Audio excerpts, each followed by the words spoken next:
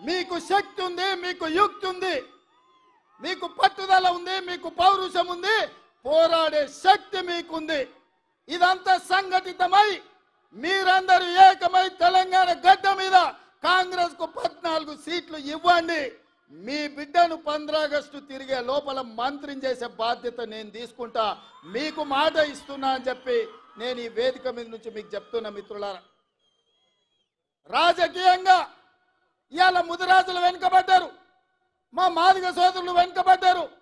ఉద్యోగ ఉపాధి అవకాశాలలో వాళ్ళకు రావాల్సిన అవకాశాలు రాక పీజీలు పిహెచ్డీలు చదువుకున్న మాదిగ సోదరులు ఇవాళ అన్యాయానికి గురవుతున్నారు.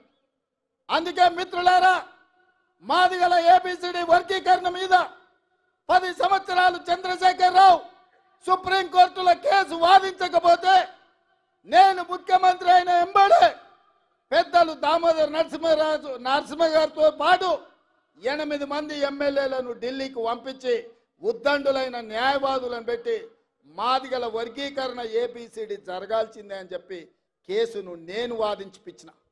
శాసనసభలో వర్గీకరణ చెయ్యాలి అని కొట్లాడితే ఆయల్ల సంపత్ కుమార్తో పాటు నన్ను మార్షల్స్ను పెట్టి పోలీసులను పెట్టి గొర్రెలు నీడ్చినట్టు ఈడ్చి బయట పడేసిండు చంద్రశేఖరరావు.